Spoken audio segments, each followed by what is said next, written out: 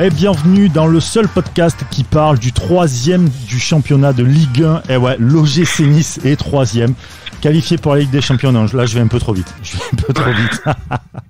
Surtout après le match qu'on a eu. Bienvenue, c'est Avantinissa, le podcast donc sur l'OGC Nice, toujours accompagné de Sky. Salut Sky. Salut Brice, salut tout le monde. Et avec Bada aussi, salut Bada. Salut Brice, salut Sky, ça va ? Ouais, écoute, ça va, nickel. Mieux maintenant qu'on n'est plus dans le match. Mais... Écoute, t'es 3e, comme j'ai dit avant de démarrer. T'es 3e du championnat. C'est le moment que le confinement revienne. Vite. Voilà, c'est ça. Voilà. Et puis Ligue des Champions comme ça. Allez, on peut arrêter le championnat aussi. Voilà. C'est ça. Et merci à Gouiri. Avant de parler de ce match-là, d'ailleurs, voilà, la nouvelle saison démarre, la nouvelle saison de Ligue 1 démarre. Il y aura aussi l'Europa League qui va arriver. Et avec les gars d'Avantinissa, on s'est dit qu'on vous fera 2 fois plus de podcasts. Donc on aura toujours en début de semaine le débrief du match du week-end et on basculera aussi sur les débriefs ou les briefs, les avant-matchs d'Europa League, et on vous proposera aussi des petits paris sportifs. Ça arrivera dans la saison assez rapidement. Voilà, donc ça c'est pour la nouvelle formule d'Avantinissa qui va arriver, comme je vous l'ai dit, assez rapidement. Donc là, on va, avant de débriefer ce match Nice-Lens, le match au bout de l'ennui, on va parler d'une info mercato. Sky, c'est Aïssa Mendy. Ouais, Aïssa Mendy, le défenseur central du Betis, du coup, qui apparaît dans les dernières rumeurs. Pour ceux qui ont écouté l'émission, à l'époque, on avait fait Nissa Manager notamment. C'était la top priorité en défense centrale. Donc, je suis très très content de voir ça. La presse espagnole parle d'une première offre aux environs de 10 millions d'euros qui aurait été refusée. Le club sévillan, en attendant, entre 12 et 15 ou 10 plus bonus. Donc l'OGC Nice, toujours selon ses médias, est censé revenir à la charge. Je suis un peu partagé, sportivement comme au niveau de la crédibilité de l'info, parce que je pense que Cédric va me suivre là-dessus. C'est absolument pas la priorité, même si effectivement ça serait un très très gros coup sportivement à ce prix-là, et que ça serait un apport immédiat qualitatif au 11 de l'OGC Nice. Ah ouais, déjà pour la crédibilité, voilà, ce qui donne encore plus le truc de se dire c'est bizarre, c'est que ça reste quand même des médias relativement fiables en Espagne qui sortent cette info. Hein, ça sort pas du fin fond d'un vieux journal et tout. Donc on peut se dire que oui, il y a vraiment eu des contacts et sûrement une offre. Maintenant, voilà. Parce qu'il y a des choses d'actualité aujourd'hui, c'est ça la question, en fait. Moi, dans mon tweet, je l'avais bien marqué que le truc vraiment où il précise pas, c'est la date de l'offre. Donc, autant elle est arrivée en tout début de mercato peut-être pas avant qu'on fasse Bambou, parce que Bambou ça a été un dossier qui a été fait très très tôt dans la saison dernière. Donc, mais c'est peut-être une offre qui est arrivée il y a quelques semaines, voire quelques mois pour Mendy. Et est-ce que c'est toujours d'actualité? Je sais pas. En tout cas, voilà, bien sûr qu'évidemment sportivement, ça serait une plus-value immédiate parce que voilà, il y a Bambou qui s'est blessé hier, qui est jeune et qui promet pas tout de suite. Après, il y a eu le départ de Christophe Herrel à ce poste-là. Donc en fait, tu te retrouves avec Bambou qui offre assez peu de garanties.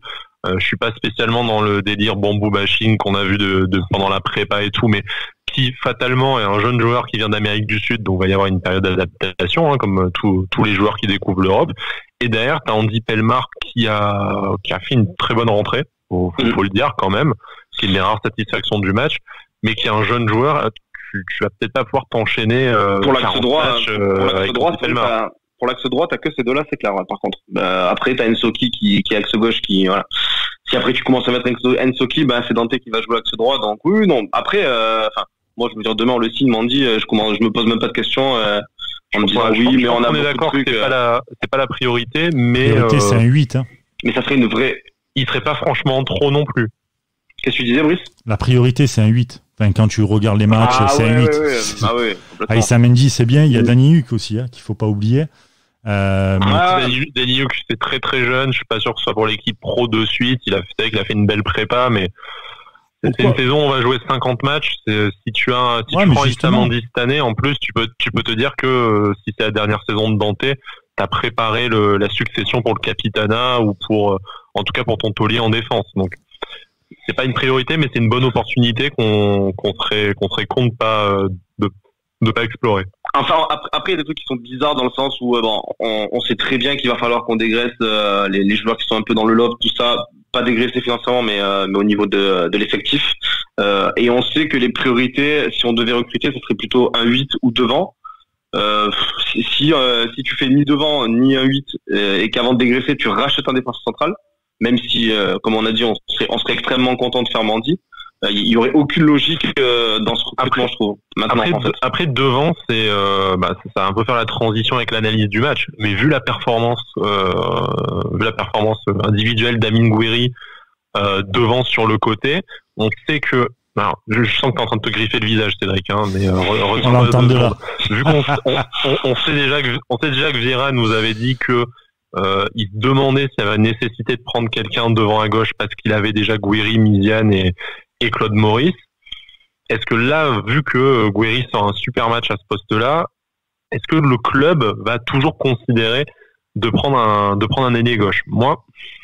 Ça ferait pas du défenseur central la priorité pour autant, comme dit Brice, comme dit tout le monde. De toute façon, il nous faut un milieu de terrain au niveau international pour essayer de franchir un cap et résoudre les problèmes de l'équipe. Mais si déjà tu mets de côté l'histoire de c'est pas d'ailier, enfin pas d'ailier gauche, et que t'as plus que deux joueurs, et que t'as deux joueurs à prendre, peut-être que le défenseur central il est moins choquant déjà.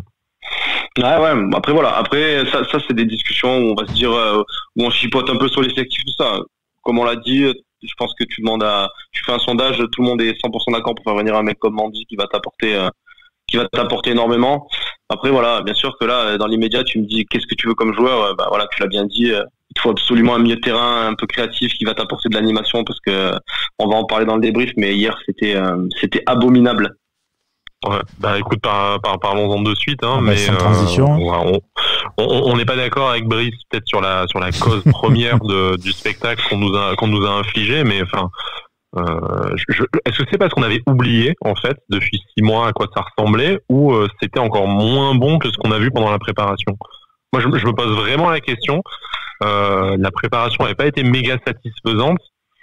Mais face à Rennes, j'avais l'impression qu'on avait montré, sans montrer vraiment quelque chose de formidable, ça ressemblait déjà un peu plus à du foot. Et en face, c'était Rennes, c'était pas Lens en plus. Alors, faut pas oublier un truc. C'est que des équipes comme Rennes, comme le haut du tableau, ne refusent pas le jeu. Ok, donc tu as des espaces, tu peux mieux jouer. On va dire, voilà, tu as plus d'espace pour pouvoir créer du jeu. Là, tu avais une formation comme Lens qui est promu, qui veut faire forcément un premier coup, qui tombe face à Nice, qui, sur le papier en tout cas, est l'équipe qui a le mieux recruté, et pas cher en plus. Donc, tous les yeux sont braqués sur aussi le projet Ineos. T'as envie de bien faire. Donc, il y a déjà ça aussi. En face, t'as Lens, qui vient donc encore une fois de Ligue 2, qui s'est bien renforcé, qui joue très compact, très serré. Forcément, quand à un moment donné, à partir de Schneiderlin, tu vois qu'il n'y a plus rien, tu n'as plus un seul joueur, hormis Gouiri devant, tu n'as plus un seul joueur pour aider, pour faire des passes et tout, d'un coup, le bloc lensois, il se gave, quoi. Par rapport à Rennes. Je pense qu'on serait tous d'accord pour être un peu plus mesuré que d'habitude. Bon, je sais que ça ne nous ressemble pas trop, mais on aurait fait l'effort d'être un peu plus mesuré. Si le scénario du match, ça avait été un promu qui a mis le bus derrière, et nous qui avons tenté de faire tourner le ballon pour contourner le bus, on se serait dit c'est compliqué, les mecs sont jeunes, il y a eu beaucoup de changements notamment devant, il y a des automatismes à développer. Enfin, on aurait essayé de croire à ça. Là, face à Lens, tu te prends 17 tirs à 4. Ouais. Tu as tous les statistiques, si tu es un peu intéressé par les stats poussées, genre expected goals et tout machin, normalement en expected goals, le score du match c'est censé être 3-0 pour Lens. Tu t'es fait marcher dessus. Oui, c'est vraiment le problème qu'il y a, c'est que le football, c'est pas des stats. Le football, c'est pas que des stats. Non, bien sûr.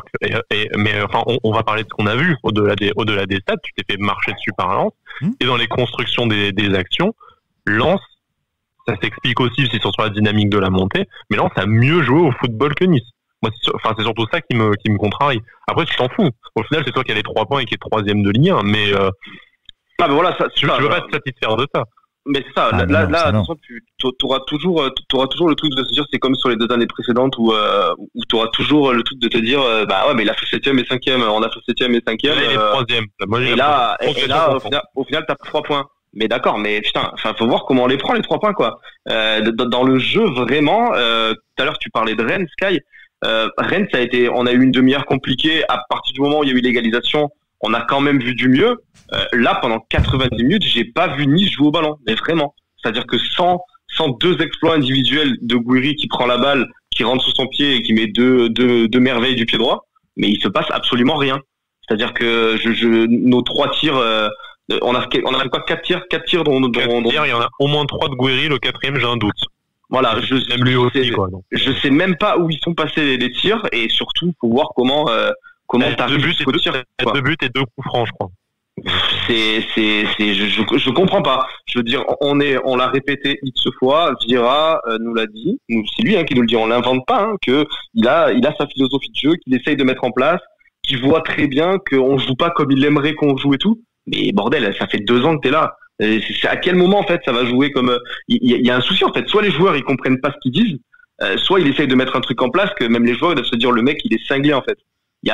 Au bout d'un moment, la cassure qu'on signale sur le terrain entre notre milieu et l'attaque, elle doit exister entre Vira et les joueurs. C'est pas possible en fait. Je me dis comment les joueurs ils n'arrivent pas à réagir à ce que demande leur coach, quoi. Je veux dire, c'est pas possible. Pour ce qui est du milieu de terrain, de toute façon, ça part aussi des hommes que tu choisis d'aligner. Moi, je suis pas trop dans le débat le 4-3-3, pas le 4-3-3 et tout, parce que je pense que c'est quand même un peu les hommes et l'animation que tu mets dedans qui font un système. Voilà, là t'as 3 milieux de terrain, que t'en mettes 2, 3, 4, tu t'en fous, mais tu mets pas les 3 mecs les moins complémentaires de ton effectif ensemble. Je veux dire, Thuram se fait fracasser par pas mal de supporters de l'OGC Nice, notamment sur les réseaux sociaux, alors que c'est peut-être ton meilleur milieu de terrain de la préparation. Il fait un match dégueulasse parce qu'il fait un match dans un rôle qui ne lui convient pas du tout. On lui demande de casser des lignes, de porter le ballon, mais c'est pas ça les qualités de Khéphren Thuram. Il a fait une super prépa en attendant que Schneiderlin arrive à son poste de sentinelle. Tu le mets, voilà. Donc t'as Schneiderlin qui lui joue plutôt bien parce qu'il a son poste, il nous a mis une magnifique roulette en plus, on était très contents devant la télé. T'as Thuram qui est complètement perdu dans ce rôle qui lui convient pas, et t'as PLM du coup qui lui il est censé tout seul faire le relais entre le milieu de terrain avec un ballon qui monte pas et une attaque avec des mecs qui sont complètement perdus, parce qu'on va en parler après de l'attaque où tu as des joueurs de côté qui en sont pas vraiment. En fait t'as 3 milieux de terrain qui savent pas quoi foutre du ballon. Et tu t'étonnes que l'équipe soit coupée en 2 au final. Mais enfin, à aucun moment t'as choisi de mettre un milieu de terrain comme je sais pas, comme Trouillet par exemple, Trouillet qui est passé derrière Sylvestre apparemment dans la hiérarchie parce qu'il est même pas rentré hier. Je dis même pas qu'il est meilleur intrinsèquement que PLM ou que Thuram, on l'a pas assez vu. Mais niveau profil, il a les caractéristiques qui vont un peu essayer de te dégripper ce milieu de terrain. Et comme tu dis, en plus, le fameux mystère Vira, comme d'habitude, c'est que t'as un mec qui enchaîne des matchs et qui semble devant dans la hiérarchie, et tout d'un coup, hop, le gars, il a disparu. Non, c'est bon, c'est plus le titulaire, et en plus, on va faire passer 14 joueurs devant lui. Bon, très bien. Du coup, c'est quoi la gestion du cas Trouillet également ouais, comme tu dis, au moins. Alors bien sûr, on l'a lu sur Twitter que les mecs se disent ouais, mais Trouillet, ça va pas être le sauveur, faut arrêter. Et bien sûr que ça va pas être le sauveur, mais il a au moins le profil de joueur qui pourrait t'apporter un plus dans ce milieu de terrain. Ne me dis pas que là, actuellement, malgré que j'aime bien Thuram en 6, qui peut apporter tout ce que tu veux, il n'y a pas de souci là-dessus, mais me dis pas qu'un Trouillet actuellement à la place de Thuram, tu perds au change. Je peux pas y croire à ça, c'est impossible en fait. C'est-à-dire que déjà dans la complémentarité, ça serait forcément mieux parce que c'est un joueur Trouillet qui se projette vers l'avant, qui essaye, on l'a vu en préparation, je veux dire, on n'invente pas des vidéos sur YouTube ou je sais pas quoi. On l'a vu. Il casse des lignes, il essaye d'apporter du jeu. C'est le but qu'il donne à Camara. Ben voilà, on a bien vu de quoi il est capable. Voilà. Pourquoi d'un coup, le mec il joue plus du tout. Il rentre même plus parce que hier au final on a fait rentrer Sylvestre Guessant qui avait pas joué une seule minute en préparation. Et Trouillet, au final il mange le banc quoi. Donc voilà, encore une fois, tu te dis bon, ok. Vira, après il les voit tous les jours à l'entraînement, donc on peut pas juger peut-être, mais il y a quand même des mystères qui sont, ça commence à s'accumuler avec Vira quand même, les mystères, et ça fait grincer un peu. Après attention, c'est que la première journée.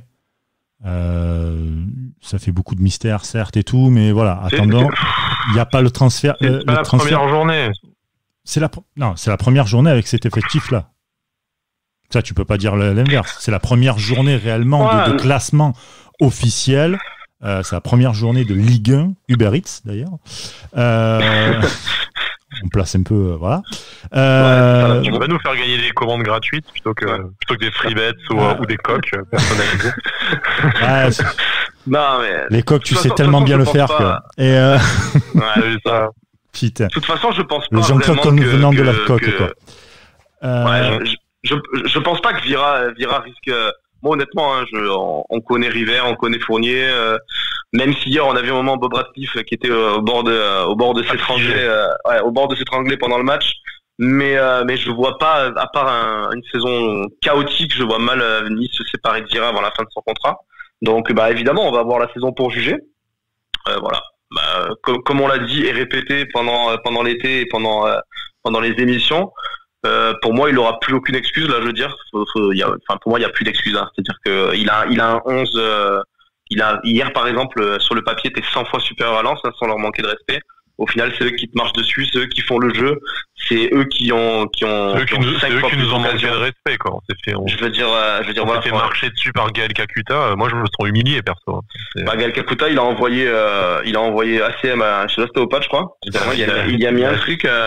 J'ai fait il a plus d'âme, ACM, quoi. Ah ouais, alors, c'est lui aussi. Hein. En parlant d'ACM. Pour parler vite fait de son cas. Ouais, voilà, tu peux en parler. Je vais donner la note que Nice Matin a donnée. Il lui a donné la note de 3. Comme Dolberg, d'ailleurs. Dolberg 3, c'est bon. Ouais. Dolberg, il a rien touché, malheureusement. Après. Compliqué pour lui. C'est compliqué de mettre plus à Dolberg. Hein. Ouais, oui, mais bon. On va dire que la note ne reflète pas vraiment les ballons qu'il a eu. Mais bon, passons. Et après, en moyenne, c'est 5. Il y a eu Gouiri qui a eu 8 et Schneiderlin, 6. Mais ouais. ACM 3. Moi, ACM, je suis vraiment déçu de ce joueur. ACM, il est directement menacé par dès que Ronny Lopez va être en capacité de tenir sa place, qui, d'après mes informations, ne devrait pas tarder puisque son dernier test est revenu négatif. Donc, je connais pas le protocole sanitaire, mais si la suspicion en reste au stade de suspicion et pas de contamination, je sais pas combien de temps il y a une quatorzaine qui s'applique quand même, mais devrait arriver rapidement. Ouais, j'espère pas non plus. Mais là aujourd'hui, devant, c'est pas Gouiri, c'est plus Gouiri que tu peux faire sauter. Dire Gouiri, il est titulaire tant qu'il enchaîne les performances qu'il a. De toute façon, la prépa déjà. Même s'il met pas de but par match, mais s'il enchaîne ce qu'il a fait en prépa, c'est Claude Maurice qui va aller sur le banc et Ronny Lopez il va prendre sa place à droite.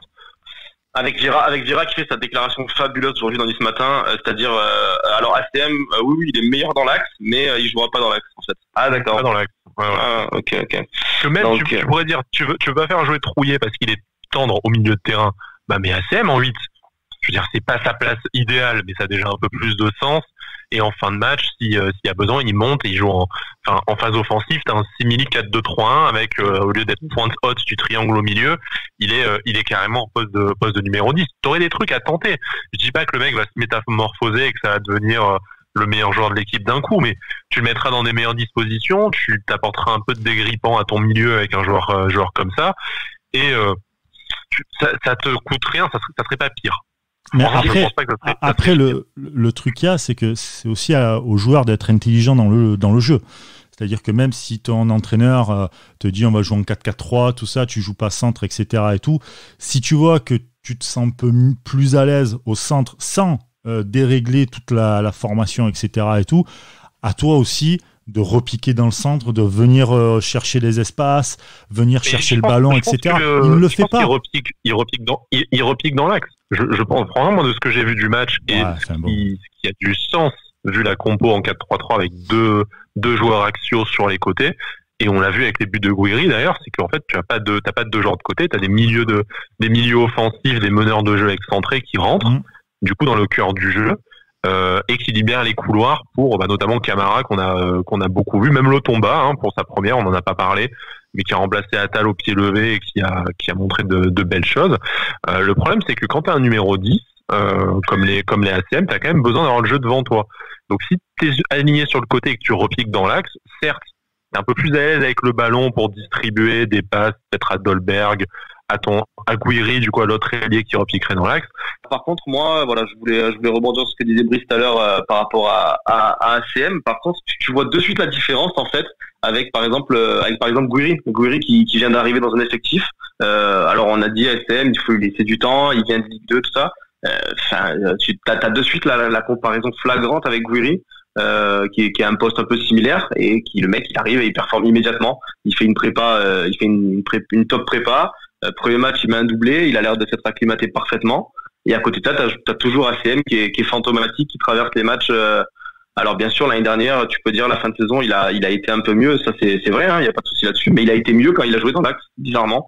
Et voilà. Mais là tu te dis, bah non, on continue à le mettre à droite et forcément, tu l'as bien dit, Sky, quand Ronny Lopez va être disponible, alors à voir. Est-ce qu'il a continué à mettre ACM à droite, Vira, parce que justement il voulait pas mettre Brazao et le mettre au milieu et avoir Brazao à droite.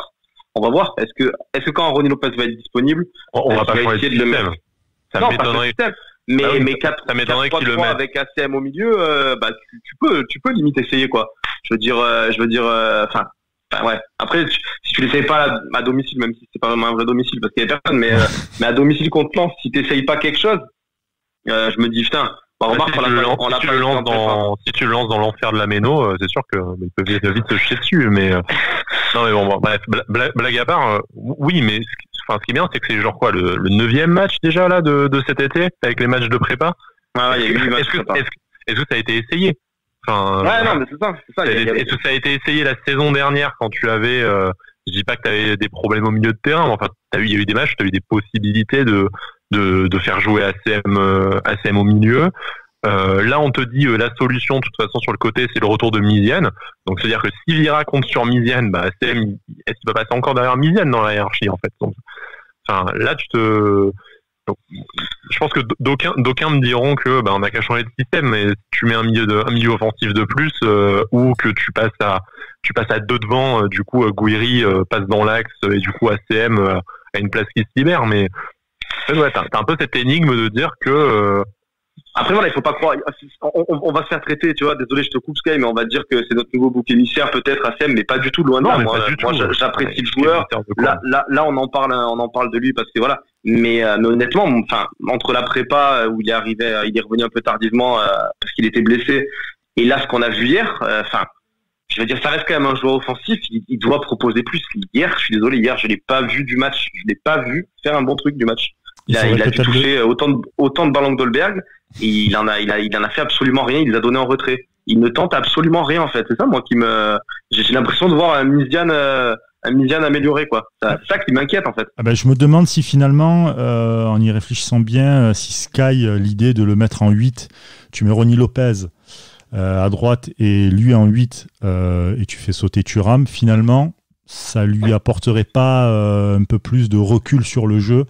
Il aurait le jeu face à lui et il pourrait avoir un peu plus de percussion, de débordement, de pouvoir casser quelques lignes aussi, tu vois. C'est son poste de prédilection. Enfin, son poste de prédilection, non, mais c'est peut-être son futur poste, numéro 8. Il sera à l'aise. Parce qu'il faut. Vieira a dit comme quoi il doit jouer au centre. C'est ça, il a dit. Ouais, non, il a dit que il a pas dit qu'il doit jouer au centre, il a dit il préfère l'axe. Mais pour l'instant, il jouera pas dans l'axe, en fait. Ouais. Bon, franchement, on fait exactement les mêmes conneries, que quand Les Melou est arrivé. Les Melou, il fait à Dijon, c'est à Dijon, hein, mais bon, ACM, c'est à Lorient en Ligue 2. Il fait une super saison où il joue, limite même numéro 10, voilà. Qu'est-ce qu'on fait? Il arrive, on le flanque ailier gauche parce que on n'a pas d'ailier à ce moment-là, et tout le monde lui tombe dessus. Il est pas rapide, il passe pas en un contre un. Et surtout parce que Vieira bouge pas de système, surtout aussi. Voilà, mais à l'époque c'était Favre déjà. Voilà, mais là voilà, Claude Maurice qui est un joueur qui s'est imposé en numéro 8, en 10, voire 9,5, que tu pourrais imaginer reculer en 8, peut-être moins à l'aise, mais déjà ça correspondrait à ses qualités. Et tu le colles sur le côté où il n'a pas les qualités d'un joueur de côté. Ça allait mieux au bout de 6 mois la saison dernière, mais on te dit que ça allait mieux. Mais ça allait mieux quand il prenait le ballon dans l'axe, quand il avançait, quand il essayait un peu d'éclairer le jeu par sa qualité de passe et sa vision du jeu. Et là, oui, alors ok, bien sûr, l'effectif il manque des joueurs, mais bon, dans ce cas-là, ne dis pas que tu es satisfait de ce que tu as. dit que la top priorité c'est un joueur de couloir, mais enfin, bon. On en revient toujours à cet effectif un peu mal branlé où tu as vraiment beaucoup de talent individuel et je pense que c'est l'objet de mon tweet de résumé de match. On a plus de talent individuel dans l'effectif que les saisons précédentes. Ça suffit face à Lens un peu miraculeusement pour t'en sortir sur le simple talent de Gouiri, mais qu'on ne fasse pas croire qu'on a une quelconque ambition cette saison si on se repose là-dessus et qu'on continue à avoir un banc qui a 3 matchs de Ligue 1 de moyenne, 20 ans de moyenne d'âge et des titulaires qui sont pas à leur poste. Enfin, moi, c'est dire oui, sur un coup d'éclat de Dolberg, tu bats Monaco et tu vas en Europe. Sur un coup d'éclat de Gouiri, là, t'arrives à te sortir de Lens. Mais après, dès que tu vas faire face à des concurrents directs et dès que tu vas aller te frotter à la scène européenne, ça risque d'être malaisant un peu en Europa League si tu joues comme ça. Je pense. Hein. Après, voilà, tu l'as bien. Après, l'Europa League, c'est fin octobre, il reste 2 mois, donc bon. Ouais. Et ça la vérité du mois d'août, où l'année dernière au mois d'août, c'était Loussamba et Gauthier Loris, nos superstars. Tu vois bien que la suite de la saison, c'est pas du tout ça. On s'avance peut-être un peu, mais quand je disais à Brice tout à l'heure que c'est pas que c'est la première journée. Enfin, j'ai l'impression de faire la même émission déjà depuis tout l'été, même depuis la saison dernière. Donc en fait, ce qui est vraiment usant, c'est que tu retrouves vraiment toujours les mêmes problèmes et les points d'achoppement depuis au moins 1 an. Et du coup, tu te dis, si je t'en sors pas, même en changeant les joueurs, en changeant le dispositif et tout, c'est que le problème il est ailleurs. Le problème il est collectif. C'est clair, il est collectif. Oui. Je veux dire, le problème est toujours collectif, de toute façon, quel que soit le problème. Il est toujours collectif, c'est pas que la faute de Vieira, c'est pas que la faute d'ACM, c'est pas que la faute de Lasmelou, c'est toujours un problème collectif. Oui, on va dire que la plupart du temps, t'as raison là-dessus. Mais sauf quand c'est Mitroglou, c'est ça? Non, même pas, parce que j'ai beaucoup de respect pour les attaquants, parce que moi, tu me mets devant les cages, je suis une merde. Donc, total respect là-dessus. Non, mais ce que je veux dire, c'est que c'est collectif dans le sens où ils ont besoin d'apprendre à jouer ensemble, notamment au milieu. T'as quand même un gars qui est quand même d'une grande classe, je trouve, en tout cas, et que c'est une chance de l'avoir dans le championnat de France, c'est Morgan Schneiderlin. Il te fait des transversales de malade, il arrive à couper les lignes.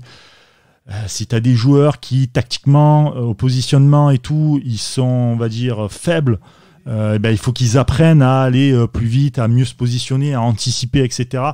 Et ça vient un peu avec le temps. Le mercato n'est pas terminé, même si, Sky et Bada, vous me dites que, d'après vous, il n'y aura pas forcément de nouvelles recrues. C'est d'après Julien Fournier. Nous, on fait rien. Non. Je dis tout de suite.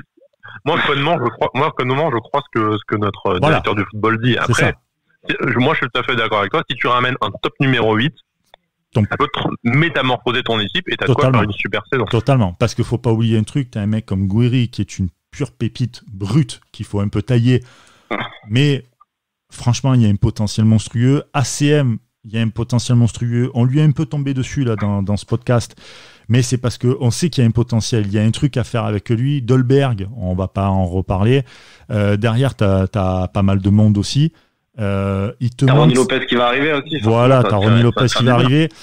Brazao, le peu de matchs que j'ai vu de Brazao, j'ai vraiment apprécié. Je pense qu'il y a une grosse marge de progression et il peut faire quelque chose.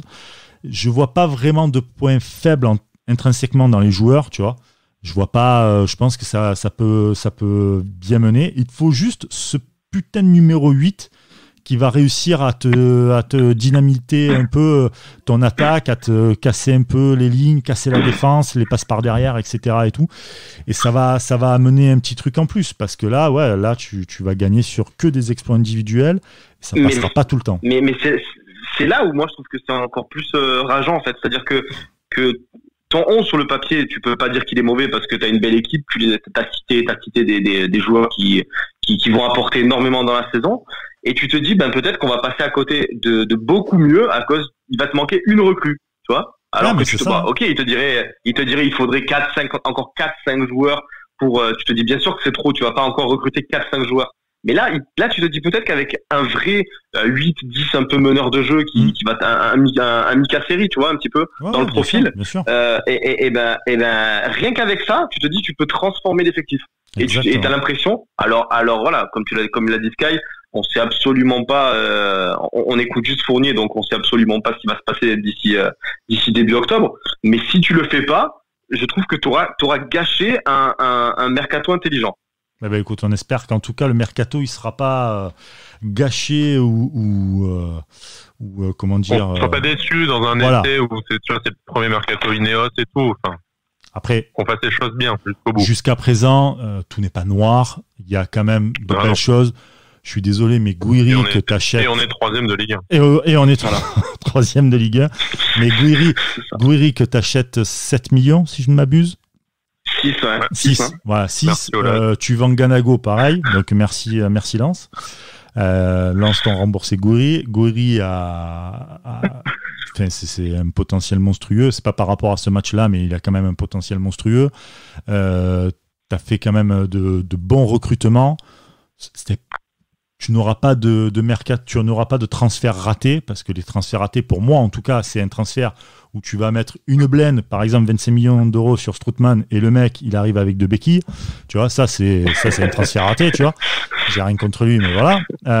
Tu vois, quand tu achètes un joueur 6 millions, 7 millions, bon, ça va, c'est pas des transferts ratés. Donc tout n'est pas noir, c'était bien fait et tout. Non. Voilà, il faut prendre le temps, il y a un projet qui doit se mettre en place, il faut prendre le temps tranquillement. Il y aura aussi l'Europa League qui va amener un peu plus d'expérience.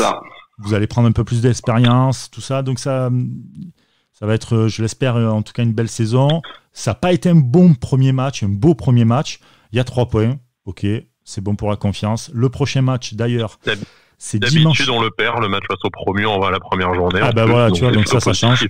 Ah bah voilà, ça change. Vous inquiétez pas, on sera là chaque semaine, on sera objectif, vous inquiétez pas. Pardon. J'ai voulu lâcher un gros lol, mais par respect, j'ai pas voulu. Ah non, attends, on peut pas dire qu'on n'est pas objectif. Parce que on est 100% objectif, personne n'y croit. Ouais.